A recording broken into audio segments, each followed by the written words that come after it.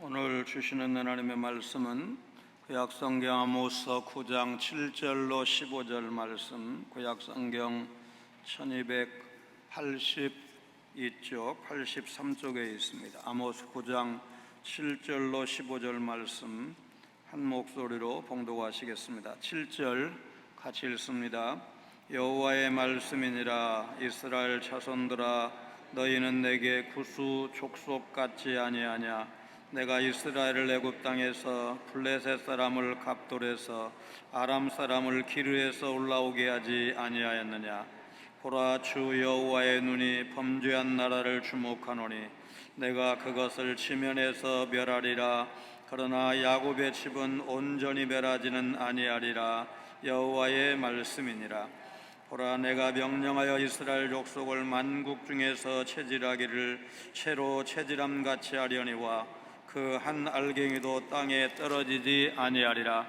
내 백성 중에서 말하기를 화가 우리에게 미치지 아니하며 이르지 아니하리라 하는 모든 죄인은 칼에 죽으리라.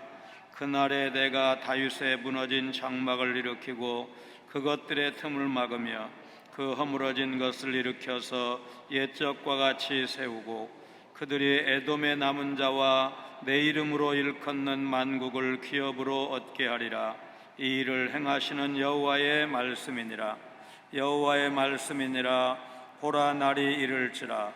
그때에 파종하는 자가 곡식 추수하는 자의 뒤를 이으며 포도를 밟는 자가 씨 뿌리는 자의 뒤를 이으며 산들은 단 포도주를 흘리며 작은 산들은 녹으리라. 내가 내 백성 이스라엘이 사로잡힌 것을 돌이키리니 그들이 황폐한 성읍을 건축하여 거주하며 포도원들을 가꾸고 그 포도주를 마시며 과원들을 만들고 그 열매를 먹으리라. 내가 그들을 그들의 땅에 심으리니 그들이 내가 준 땅에서 다시 뽑히지 아니하리라. 내 하나님 여호와의 말씀이니라. 아멘.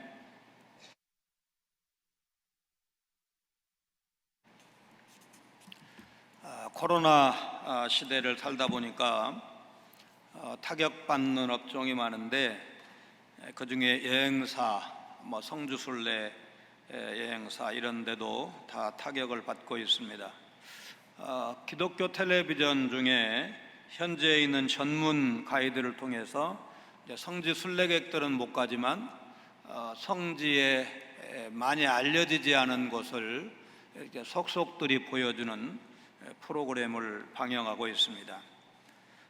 성주 순례는 아무래도 이제 교통 좋고 또 개발이 제대로 되어 있는데 이런 위주로 보여주는데, 그러나 이스라엘이 작은 나라라고 하더라도 성경의 배경을 이루는 곳이라고 보니까 그냥 풀이 우거지고 담은 다 무너지고 이래도 역사적으로는 의미가 있는 곳이 있어서 그런 것들을 이제 보여주는 측면에서, 그러니까 이제 관광버스로 가기에는 좀 쉽지 않지만은 그런 식으로 보여주는 것은 성경을 이해하는 데 도움이 된다. 그러면서 이제 우리 그 강태훈 선교사님도 아무래도 지역이 팔레스타인 지역이라 보니까 팔레스타인에 대한 어떤 애정, 안타까움 이런 것들을 이제 많이 보여주시는데, 이번 그 프로그램을 보니까 팔레스타인 사람들이 그냥 테러리스트 이것만 있는 게 아니고 평범한 소시민들, 그래서 인정이 있고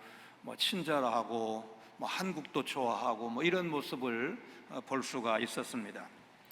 그러면서 할 수 있는 질문이 이스라엘과 이방인을 구별되게 하는 건 무엇일까? 이런 질문을 해봅니다. 하나님께서 이스라엘 백성에게 원하시는 것은 종교적인 외관이 아니었습니다. 거룩한 백성다운 삶을 원하셨고 또 그 삶에 합당한 열매를 원하셨습니다. 그러나 이들은 하나님이 자신들에게 원하시는 것이 무엇인지를 바로 깨닫지 못했고 그것이 북이스라엘이 실패한 이유였습니다. 하나님은 이스라엘을 7절에 보니까 구수 족속에 빗대십니다. 구수는 오늘날의 아프리카 동쪽에 있는 에티오피아를 가리킵니다. 이스라엘의 타락을 책망하시면서 구수에 비유한 것은 하나님께 선택받은 백성이 이방인인 구스인보다 나을 것이 전혀 없다는 사실을 지금 지적하고 있는 것입니다. 7절의 선언은 3장 2절 내가 땅의 모든 족속 가운데 너희만을 알았나니 그러므로 내가 너희 모든 죄악을 너희에게 보응하리라 하신 말씀과 함께 본문 7절은 아모스의 신학을 가장 잘 표현해 주는 말씀이라고 할 것입니다. 아모스 선지자는 베들레헴에서 남쪽으로부터 약 10km 떨어져 있는 드고와 고원에서 목축을 하면서 이제 전에는 다 뽕나무라고 이렇게 했는데 삭개오가 뽕나무에 올라갔다 이랬는데 그게 이제 정확하게는 돌 무화과였습니다. 돌 무화과를 재배하던 사람이었습니다. 그는 선지자가 되기 위해서 선지학교에서 전문적인 교육을 받은 사람은 아니었습니다. 그러나 평범한 목동이나 농부가 아니라 은둔 생활을 하던 야인으로 볼 수가 있는데 열왕기하 3장 4절에 이스라엘의 종속국 군주로서 매년 양털을 조공으로 바치던 모압왕 메사를 설명할 때 모압왕 메사는 양을 치는 자라 이렇게 표현한 구절이 나오는데 이때 사용된 양 치는 자와 아모스 선지자에게 붙여진 목자라는 단어가 원문에서는 같은 단어를 썼습니다. 그러니까 왕을 가리켜서 양을 치는 자라. 그 시대에 이제 목축이 큰 산업이었고 왕이 가장 부자죠. 그러니까 가장 많은 양떼를 치는 자라고 표현을 한 것입니다. 그렇다면 아모스는 남쪽 유다에서 단순한 일개 양치기를 넘어서 상당히 부유한 사람이었다라는 사실을 우리가 알 수 있고, 그렇다면 그가 선지자로 부르심을 받았고 더군다나 자기 고향인 유다가 아니라 북이스라엘에 가서 선지 활동을 해야 되었다면 자신이 그 사회에서 누렸던 상당한 지위와 부를 포기하고 순종한 것이다, 이렇게 해석해도 크게 무리가 없을 것입니다. 그는 남쪽 유다 출신으로서 북이스라엘의 중심지인 사마리아 또 베델로 가서 위험을 무릅쓰고 반대를 무릅쓰고 하나님의 정의를 선포했던 것입니다. 3장 2절과 마찬가지로 7절의 선언도 충격적인 내용이죠. 여호와의 말씀이니라. 이스라엘 자손들아, 너희는 내게 구수 족속 같지 아니하냐. 내가 이스라엘을 애굽 땅에서 블레셋 사람을 갑돌에서 아람 사람을 기르에서 올라오게 하지 아니하였느냐. 갑돌은 블레셋 사람들의 고향인데 예레미야 47장 4절에 보니까 여호와께서 갑돌 섬에 남아있는 블레셋 사람을 유린하시리라 말씀이 있습니다. 그런데 이 갑돌이 어디냐면 에게해에 위치한 그레다 섬, 보통 우리 이제 전 지도에는 그레다라고 안 되어 있고 크레타, 우리가 세계사를 배울 때는 크레타 섬을 말합니다. 창세기 10장 14절에 보니까 갑돌에 사는 사람을 갑돌임이라고 부르기도 했습니다. 함의 아들 미스라임의 아들이라고 기록되어 있습니다. 아카디아인 갑다루, 바다 저쪽이라는 뜻인데 이 말에서 나왔을 것으로 학자들은 보고 있습니다. 그 갑돌이 일반적으로 그리에데 섬을 지칭하는 이제 명칭이지만 넓게는 그 일대, 그러니까 에게의 일대를 지칭하는 말로도 쓰였습니다. 믿음의 조상 아브라함의 후손이라는 자부심은 이스라엘 백성이 그 어떤 경우에도 양보할 수 없는 자부심이었습니다. 그런데 아모스 선지자가 그 자부심을 무너뜨리는 청천벽력 같은 최후의 선언을 던지고 있습니다. 아모스는 이스라엘이 더 이상 특별한 존재가 아니라는 사실을 이스라엘이 인식해야 된다고 촉구하고 있습니다.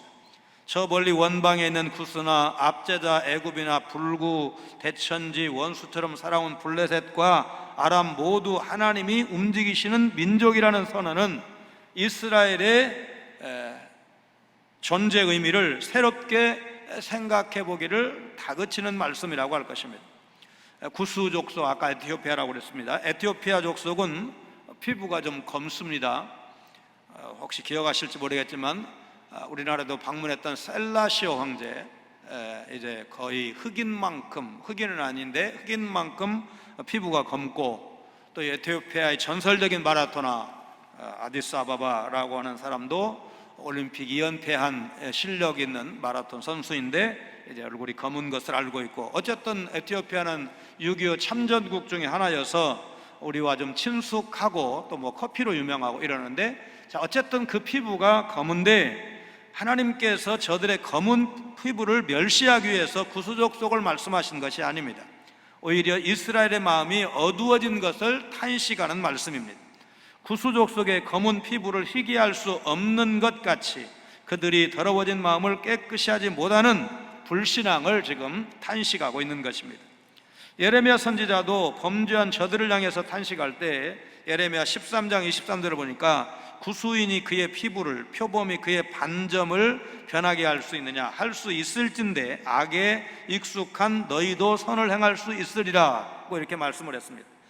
이 말씀이 구수족속을 멸시하는 말씀 아니죠. 악으로 더러워진 하나님의 백성 이스라엘을 탄식하는 말씀이라고 할 것입니다. 8절 전반절입니다. 보라, 주 여호와의 눈이 범죄한 나라를 주목하노니 내가 그것을 지면에서 멸하리라.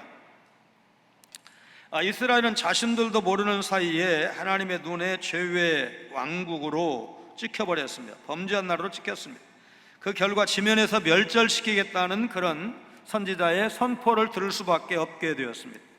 블레셋이나 아람과는 다른 존재로 선택되었지만 그런 민족과 전혀 다를 바가 없는 민족으로 전락해버린 이스라엘, 더 이상 선민으로서의 거룩성을 잃어버린 것입니다. 등산하다가 사람이 다닌 흔적은 분명한데 출입금지라고 써붙인 안내판을 보신 경험이 있을 것입니다. 하지 말라면 더 하는 사람들 있죠. 이제 틀림없이 이거 지름길인데 이거 가지 말라고 한 걸까 이렇게 생각하고 이제 글이 들어갔다 그러면 대략 저걸 써붙인 데는 이유가 있습니다. 산사태로 길이 끊어졌을 수도 있고, 때로는 이제 요즘은 숲이 좋아가지고 큰 나무가 쓰러져 있으면은 그 지나갈 수가 없는 경우도 있습니다. 이게 뭐 밑으로도 위로도 잘 안 되는 그런 때가 딱 있으면 이제 그 길을 빨리 해결할 수가 없으니까 우선은 출입을 막아 놓는 것이죠. 그러니까 국립공원 관리사무소 측이나 이제 국립공원 아닌 그 산림은 뭐 행정관청, 또 산악회 같은 데서 이렇게 리본을 달아놓는 경우도 있잖아요. 그래서 좀 갈 수 있는 곳, 가라고 하는 곳만 가야 안전한 산행을 할 수 있는 거 우리 모두가 상식적으로 알고 있습니다. C.S. 루이스는 순종은 모든 문을 여는 열쇠다 그런 말을 했습니다. 잘못된 목소리를 듣고 잘못된 선택을 내려도 잘못된 결과를 피해갈 수 있다고 생각한다면 그것은 잘못입니다. 하나님은 심지 않은 데서 거두게 하실 수 있는 능력의 하나님이시죠. 왜냐하면 그분은 무에서 유를 창조하신 분이니까요. 그러나 하나님은 매번 그렇게 하시는 게 아니고 심은 대로 거두게 하셔요. 심은 대로 거두게 하시는데 그 원리를 우리가 무시하면 안 되는 겁니다. 고린도전서 4장 6절 말씀, 기록된 말씀 밖으로 넘어가지 말라. 그러니까 하나님의 말씀이 가라고 하면 가야 되고, 하나님의 말씀이 하라고 하면 해야 되고, 하나님의 말씀이 그거 아니야 라고 말하면 거기서 우리는 멈춰야 되는 것이 우리 성도입니다. 하나님은 택한 백성 이스라엘이 경건하고 거룩하게 살기를 원하셨습니다. 부름받은 백성이 이방인과 조금도 다르지 않다는 사실은 하나님께서 보시기에 어떤 모습이겠습니까? 하나님이 이스라엘을 애굽에서 불러내신 이후 거룩한 백성으로 이방인과 구별된 삶을 살게 하기 위함이었습니다. 가나안 우상들과 타락한 문화를 경계하신 까닭이 바로 여기에 있습니다. 그런데 이스라엘은 오히려 타락하고 부패하고 범죄한 나라가 되어버렸습니다. 이스라엘의 타락은 선택받은 백성의 특권을 무력화시켰습니다. 이들은 무늬만 선택된 백성이었고 실상은 부패한 이방인과 조금도 다를 바가 없었습니다. 하나님의 선택은 필연적으로 구별된 삶을 요구합니다. 우리 믿는 사람들은 경건하고 거룩한 삶을 사는 것이 하나님 앞에서의 정당한 삶이다. 마땅히 우리는 믿는 사람이기 때문에 하나님의 거룩한 백성으로 선택되었기 때문에 너희 아버지의 거룩하심과 같이 너희도 거룩하라고 하신 주님의 명령에 맞게 거룩한 삶을 사는 것이 우리 성도들이 걸어가야 될 길이다.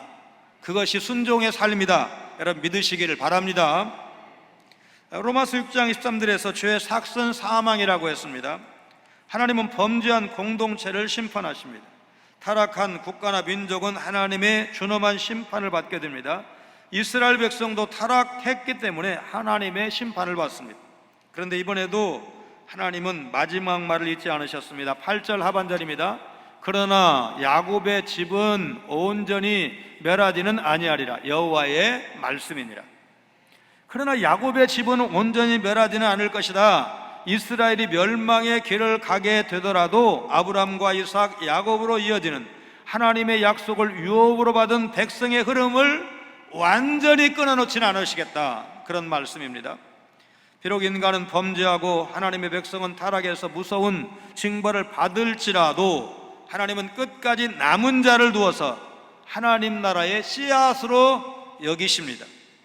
마치 나무를 벨지라도 그 그루터기는 남겨두어서 새움이 돋게 하고 새싹이 나게 해서 새로운 역사를 이루시는 것 같이 하나님은 공의 하나님이시기 때문에 죄는 멸하시지만 그럼에도 불구하고 그 중에 남은 자를 두신다는 말씀입니다.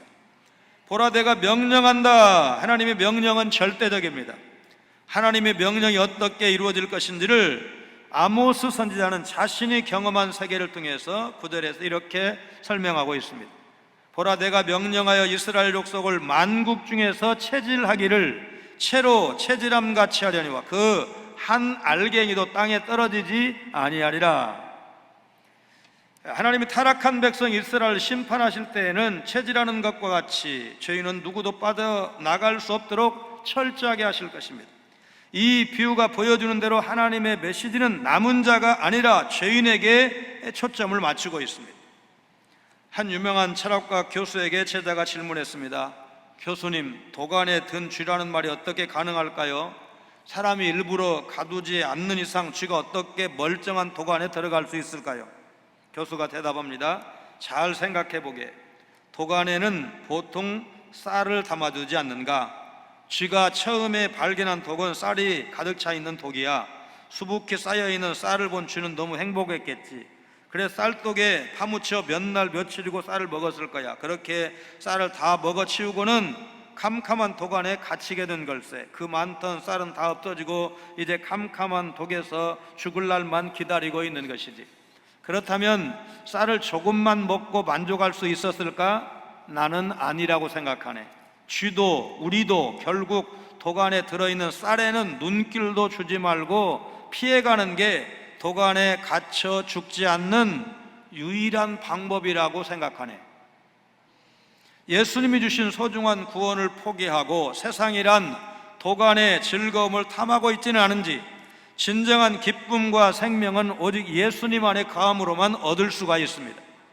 세상이란 독 안에 담겨있는 위장된 즐거움을 멀리하고 오직 주님 안에서 주님과 더불어서 평안도 누리시고 기쁨도 누리시는 여러분 되시길 바랍니다. 이스라엘이 하나님께 선택받았다는 사실과 종교적 형식이 하나님의 심판을 면제해 주지는 않습니다. 마태복음 3장 10절에서 세례 요한이 천국이 가까이 왔으므로 회개하라 경고하면서 좋은 열매를 맺지 않는 나무들은 찍혀 불에 던져진다고 했습니다. 그럼에도 하나님은 이스라엘에 대한 언약을 잊지 않으십니다. 야곱의 후손을 완전히 멸하지는 않으실 것입니다. 이것은 언약 백성에 대한 하나님의 긍휼이다라고 말할 수 있습니다. 심판과 진노 중에도 하나님의 긍휼을 입는 남은 자들이 존재한다는 것입니다. 이스라엘은 하나님의 심판으로 열방에 흩어지고 포로 생활 동안 혹독한 시련과 고통도 당할 것입니다. 그런데 하나님은 시련 가운데서도 하나님을 신뢰하고 의지하는 믿음의 알곡들 일부를 끝까지 보호하십니다. 어떠한 고통 중에도 우리는 하나님은 죄 때문에 북이스라엘이 아수르에게 멸망케도 하시고 남쪽 유다가 바벨론의 포로로 끌려가게도 하시지만 그 중에서 남은 자는 구원하셔서 70년 포로 생활을 끝나게 하시고 돌아오게 하시고 성벽을 보수하게 하시고 다시 예배를 회복할 수 있도록 은혜 주시는 하나님이라는 사실을 여러분 믿으시기를 바랍니다. 경건하지 않은 자들은 하나님의 심판이 자신들에게 임하지 않는다는 헛된 망상에 빠져 있습니다. 그런데 하나님은 그들의 생각이 잘못되었다고 말씀하십니다. 선지자는 이스라엘 백성이 자신 있게 말하는 속설을 10절에서 정면으로 부정을 합니다. 내 백성 중에서 말하기를 화가 우리에게 미치지 아니하며 이르지 아니하리라 하는 모든 죄인은 칼에 죽으리라. 이스라엘 백성이 믿고 있던 말하자면 속설 같은 게, 이스라엘 백성, 우리는 하나님 앞에 선택된 백성이기 때문에 우리는 절대로 망하지 않아. 예레미야 시대에도 예레미야는 망한다고, 바벨론의 포로로 잡혀갈 것이라고 설교하고, 거짓 선지자들은 아니라고, 우리가 어떤 나라인데 어떤 민족인데 우리가 망하냐고. 그래서 예레미야를 가두고 때리고 굶기고 핍박을 한 거 아니겠습니까? 그런데 선지자는, 오늘 아모스는 그런 낙관론을 펼치는 사람들은 오히려 확실하게 칼에 죽게 될 것이라고 경고하고 있습니다. 그래서 이스라엘 백성의 가장 큰 문제는 뭐냐면 선택에 대한 오해였습니다. 그럼 이거 뒤집으면 하나님의 주권을 인정해야 되는데 그냥 한번 선택해 놓으면 절대로 구원에서 빠질 수 없는, 멸망할 수 없는 것으로 오해한 것입니다. 그래서 그 오해의 결과는 어떻게 나타났느냐? 이스라엘의 신앙과 삶의 부패를 가져왔습니다. 남은 자는 한 알갱이도 땅에 떨어지지 않게 하시는 하나님께서 악한 죄인은 한 사람도 피할 수 없이 죽게 하리라는 경고입니다. 하나님의 사랑이 절대적인 것처럼 하나님의 공의 역시 절대적입니다. 앞에서 그날이 심판의 날을 의미했지만 여기에서는 회복의 날을 의미합니다. 그렇다면 그날은 언제인가? 11절 12절입니다. 그날에 내가 다윗의 무너진 장막을 일으키고 그것들의 틈을 막으며 그 허물어진 것을 일으켜서 옛적과 같이 세우고 그들이 에돔의 남은 자와 내 이름으로 일컫는 만국을 기업으로 얻게 하리라. 이 일을 행하시는 여호와의 말씀이니라. 11절 12절은 사도행전 15장 16절 17절에 인용된 말씀인데, 예루살렘 공의회 때 의장인 야고보가 이방인들의 구원을 확인하는 증거로서 바로 오늘 본문 아모스 9장 11절 12절 말씀을 인용한 것입니다. 정확하게는 이제 70인경 성경을 인용을 했습니다. 아모스의 예언은 특정한 날을 계기로 종말론적인 새로운 세계가 시작되는 것을 염두에 두고 있지 않습니다. 여호와의 날이라는 표현도 특정한 하루를 가리키기 위한 것이라기보다는 당시 이스라엘 백성이 가지고 있던 생각을 바꾸기 위한 목적으로 사용한 것으로 보입니다. 중요한 것은 심판 후에 회복의 역사가 일어날 것이라는 겁니다. 아모스 선지자가 다윗을 장막, 곧 초막과 연결시킨 것은 이스라엘 백성이 가진 선택 사상과 관계가 있습니다. 장막 혹은 초막은 오두막이나 은신처, 움막의 의미가 내포되어 있습니다. 이 장막이라는 말은 다윗의 왕가가 초람돼서 시적되었다는 것을 드러내기 위한 단어입니다. 고대에는 유목 문화를 가진 민족들은 다양한 방식으로 움막을 지었습니다. 우리 잘 아는 대로 에스키모인들은 얼음으로 그 집 짓고 산다고 우리 다 이렇게 배우지 않았습니까?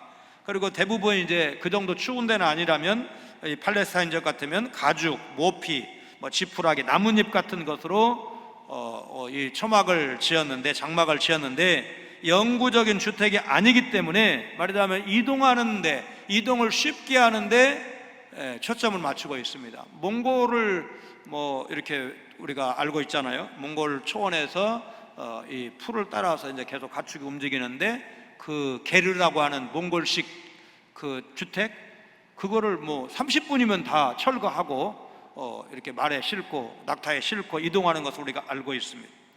초막이라는 말은 보통 성경에서 복수형으로 사용이 되는데 맨 먼저 나왔던 것이 창세기 33장 17절입니다. 야곱이 고향으로 돌아오다가 형 에서를 만나서 화해한 다음 머문 곳의 지명이 수콧이라는 곳입니다. 아모스는 야곱을 기억하게 하는 초막이라는 말과 다윗을 연결하면서 선택된 민족의 이상적 왕국인 다윗의 장막, 곧 다윗의 초막이 무너지게 될 것이고, 그렇게 무너진 왕국을 하나님이 다시 일으켜서 세우실 것이라고 선포를 합니다. 그러면 다윗이 다시 나타나서 무너진 왕국을 회복할까요? 아니죠.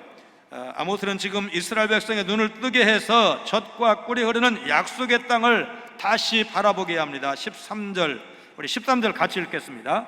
여호와의 말씀이니라. 보라, 날이 이를지라 그때 파종하는 자가 곡식 추수하는 자의 뒤를 이으며 포도를 밟는 자가 씨 뿌리는 자의 뒤를 이으며 산들은 단 포도주를 흘리며 작은 산들은 녹으리라. 하나님께서 회복하실 세계는 무척 비옥에서 곡식 베는 일이 끝나기도 전에 다시 귀경을 시작해야 됩니다. 포도를 따서 짜는 일을 끝내기도 전에 다시 씨를 뿌려야 할 정도입니다. 이런 세계는 아브라함과 그 조상들과 맺은 언약의 결과입니다. 하나님의 백성은 마침내 위로부터 쏟아지는 복을 누리게 될 것입니다. 심리학자이자 정신의학과 전문의인 알렉산더 로이드 박사는 수많은 정신과 환자들을 상담하면서 치료에 가장 효과적인 세 가지 질문을 발견했습니다. 첫째 질문은 이것입니다. 지금 가장 원하는 것이 무엇입니까? 그러면 이 질문에 가장 많은 사람들이 뭐라고 대답하느냐? 돈이 있으면 좋겠습니다. 두 번째 질문입니다. 그 소원이 이루어지면 삶이 어떻게 변화될까요? 그러면 환자들은 돈에 관한 문제들이 해결되고 여유로운 삶을 누리는 자신의 모습을 떠올리게 된다는 겁니다. 세 번째 질문은 바뀐 삶을 살아가는 당신은 어떤 감정을 느끼고 있나요? 이 마지막 질문에 답을 생각하던 환자들은 정말 바라던 것은 돈이 아니라 문제가 해결될 때 찾아오는 평안이요 행복 같은 감정이라는 사실을 깨닫게 됩니다. 이제 젊었을 때는 이 말이 무슨 말인지 모르지만 나이가 들어보면 그냥 돈 하던 그 인생이 그렇게 살 일도 아닌데, 내가 돈이 많이 없어도 내가 충분히 지금 행복하다, 내가 주 안에 있으면서 그래도 많은 것을 이룬 건 아니지만 뭐 그렇다고 또 아무것도 안 한 인생도 아니지 않은가, 이러면서 하나님께서 여기까지 인도해 주셨다고, 하나님이 복 주신 인생이라고 여러분 이렇게 바뀌게 되는 거 아니겠습니까? 근데 이게 젊었을 때 야심만만할 때 이렇게 말할 수 있는 게 아니죠. 그래도 삶의 연륜이 쌓이고 실패도 경험하고 내가 너무 욕심부렸구나 이런 거를 깨달으면서 이제 만족을 누리게 되고 가진 것, 작은 것이지만 소중하게 여기고 하나님 앞에 감사하죠. 평안과 행복을 얻기 위해서 돈과 같은 물질적인 요소가 필요하지 않다는 사실도 깨달아서 진정한 삶의 목적이 무엇인가를 생각하게 되고, 그러면 이제 해결이 좀 되는 겁니다. 그러니까 대부분 말하자면 정신질환자가 서민 사는 동네에 많이 나오는 게 아니고 서울의 최고 부촌에서 제일 많이 나오고, 경제사범 역시 제일 부촌에서 많이 나온다는 얘기는 뭐 제가 가끔씩 한 얘기 아닙니까? 그러니까 서민들이 사는 동네에서는 뭐 술 먹고 싸워가지고 막 폭력 막 이런 게 좀 많고, 머리 좋고 똑똑하고 잘 사는 사람들은 또 역시 그 사람들이 저지르는 범죄는 좀 따로 있다는 거, 그런 얘기를 한 적이 있습니다. 이스라엘의 회복은 농사 잘 드는 정도에 그치지 않습니다. 하나님은 그들의 삶 자체를 바꾸어 놓겠다고 14절에서 약속하십니다. 14절 같이 읽습니다. 내가 내 백성 이스라엘이 사로잡힌 것을 돌이키리니 그들이 황폐한 성읍을 건축하여 거주하며 포도원들을 가꾸고 그 포도주를 마시며 과원들을 만들고 그 열매를 먹으리라. 사로잡힌 것을 돌이킨다, 이제 포로에서의 해방을 의미할 뿐만 아니라 삶의 부침 가운데서 원상으로 회복시키겠다는 약속도 포함되어 있습니다. 언약에 신실하신 하나님의 모습을 드러내고 있습니다. 성을 재건해서 거기 거하고 포도원을 다시 가꾸고 그로부터 난 포도주를 마시고 과원을 만들고 그 과실을 먹는 것은 내 손이 수고한 대로 먹을 것이라. 그러니까 내 손이 수고한 대로 먹을 것이라 이미 그 시편 설교할 때 설명을 드린 바가 있어요. 그 당연하지, 그게 무슨 복이냐. 그런데 워낙 많이 실패하고 빼앗긴 경험이 있는 사람은 그 말에 아멘 한다고 그랬어요. 내가 열심히 씨앗을 뿌렸습니다. 우리 농사가 잘 되어가고 있어요. 거의 익었어요. 그런 전쟁 났어요. 그거 다 가져가 버리는 거예요. 다 불태워 버리는 거예요. 남은 게 없는 거예요.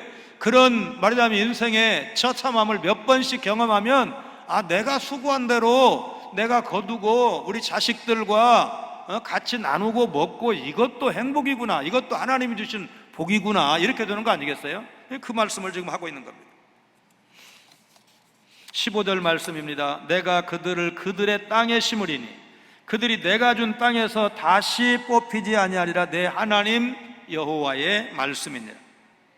야곱의 후손들은 사사 시대를 지나 다윗 왕정을 거치면서 솔로몬 시대까지 이제 번영을 누렸지만, 선택된 민족으로 사명을 다하지 못하고 이제 주전 8세기, 지금 이 아모스 선지자가 활동했던 시대가 주전 8세기니까 한 200여 년밖에 태평성대 못 누리는 거예요. 그것도 다 온전히 태평성대 못 누렸죠. 솔로몬 사후에 르호보암 때에 나라가 나누어지잖아요. 그러면 여러분, 교회가 나누어졌다 이렇게 이해를 하면 되는 거예요. 우리가 지금 남북 분단 시대를 살고 있잖아요. 그러니까 한 나라 한 민족이 나누어지는 거에 비극이 이게 엄청나잖아요. 한 나라였으면 없을 만한 그런 비극적인 사건이 얼마나 많습니까? 그러니까 이스라엘도 한 민족이잖아요. 아브라함을 조상으로 한 민족인데, 그 민족이 우상숭배로 인해서 남북으로 나누어졌어요. 분열되었어요. 그 분열 왕국을 말하자면 저들이 경험을 한 거죠. 아모스가 전한 이 예언이 이제 오늘 우리에게는 어떤 의미가 있을까?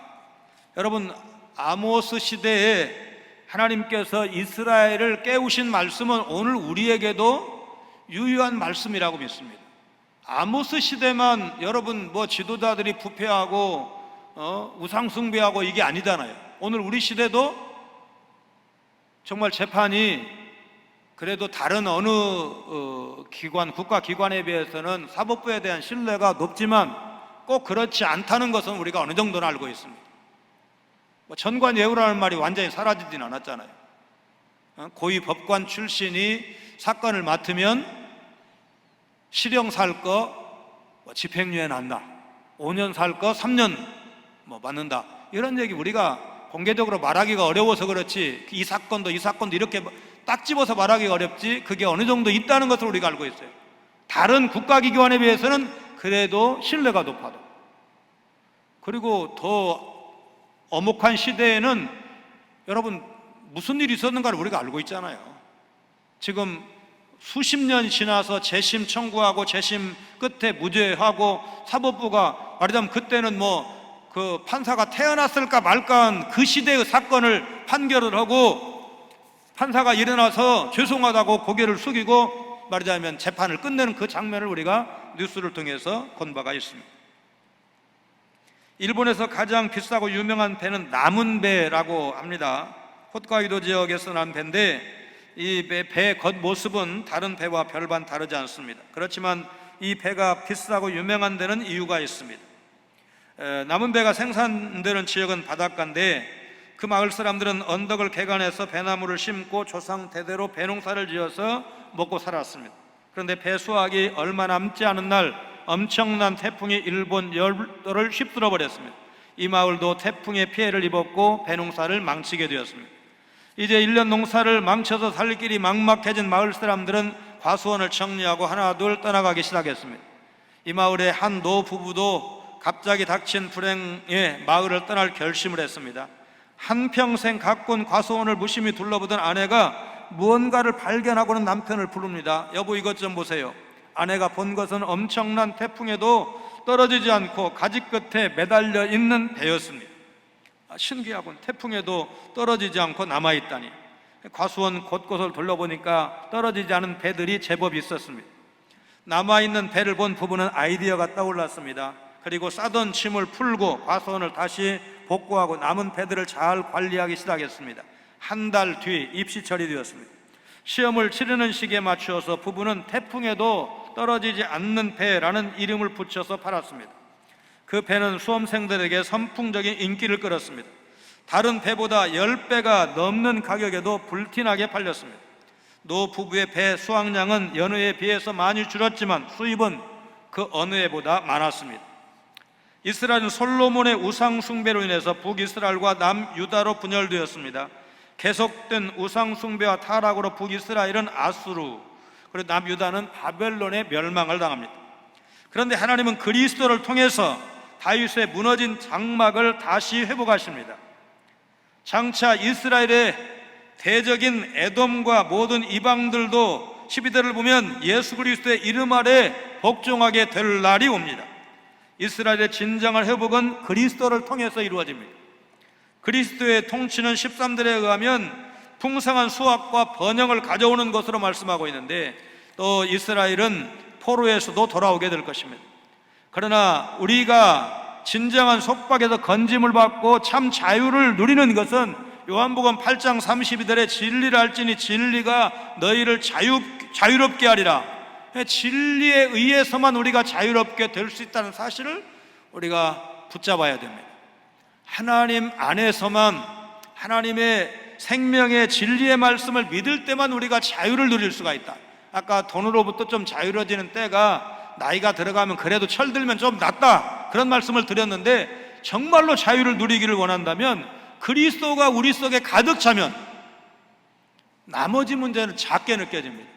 그리스도를, 예수님이 작으신 분은 아니지만 그리스도를 우리가 소홀히 여길 때 삶의 문제가 너무 무겁게 다가오는 것입니다. 우리가 성령 충만을 구할 이유가 무엇입니까? 성령이 안 계시는 거 아니잖아요. 우리 속에 이미 와 계시는데, 여러분, 그 성령님을 소홀히 여기고 그 성령님을 우리가 인격적으로 정당하게 보시지 않고 내 삶의 문제에 깊이 빠져서 걱정하고 고민하게 되면 성령님을 잠깐 잊고 살잖아요. 그런 삶의 모습은 뭐 믿음 없다 이렇게 말할 수도 있겠지만, 정말 속상함을 노리시고, 그럴 때 우리가 말하자면 스스로를 깨워야 될 그 깨우침이 뭐냐? 하나님 앞에서 이 문제는 큰 문제가 아니다. 하나님은 무에서 유를 창조하신 하나님이시고 죄인을 구원하신 하나님인데, 죄 앞에서는 선민 이스라엘도 멸절시키겠다고, 진멸시키겠다고 말씀하신 그 하나님이 그래도 남은 자 하나를 구원하시겠다고 하신 그 말씀 때문에, 여러분, 오늘의 남은 자가 누구이겠습니까? 예수 그리스도가 하나님의 아들이시고 나의 주님이시고, 나는 죄인이었지만 그래서 구원받을 수 없고 천국에 갈 수가 없지만 그 주님을 믿음으로 인해서, 주님의 대속의 십자가를 믿음으로 말미암아 내가 오늘 구원받았고 하나님 앞에 구약으로 말하면 남은 자가 되어서 젖과 꿀이 흐르는 약속의 땅, 우리 주님이 보좌에 앉아서 다스리시고 우리를 마치 정말 신부처럼 영접하셔서 어린 양 혼인잔치에 당당히 참여하게 하시고 천국의 영광을 같이 누릴 수 있도록 은혜 주신 그 주님이 나의 주님이라고 믿는다면, 고백한다면, 그분과 함께 살아간다면, 오늘 우리 삶은 아무리 우리 삶이 무거운 일이, 짐이 많다고 할지라도 하나님의 자녀인데, 하나님의 백성인데, 그렇게 놀랍도록 구원하신 하나님이신데, 하나님은 지금도 여전히 나를 사랑하신다는 사실, 나와 함께 하신다는 사실, 지금도 나와 더불어 먹고 마시자 우리를 초청하신다는 사실을 기억하면서 주님과 함께 이 어려운 날 이기시고 믿음으로 승리하시는 여러분 모두가 되시기를 주의 이름으로 축원합니다. 거룩하신 하나님, 아모스 선지자를 통해 선민 이스라엘의 범죄도 멸하시지만 애굽에서 구원해내신 이스라엘을 온전히 멸하시지는 않는다는 말씀을 통해 하나님의 공의와 자비를 동시에 보여주심을 감사드립니다. 체질하는 것처럼 그들을 만국 중에서 채로 거르셔서 심판하시는 하나님이 허락하신 땅에 다시 심어 다윗의 무너진 장막을 세우시고 그들에게 만국을 기업으로 얻게 하실 것이라는 놀라운 말씀, 은혜의 말씀 감사를 드립니다. 환난 중에도 소망을 잃지 않고 하나님의 일하심을 믿고 믿음의 길 걷기를 결심하는 성광의 모든 성도들 다 되게 하여 주옵소서. 예수님 거룩하신 이름으로 간절히 기도하옵나이다. 아멘.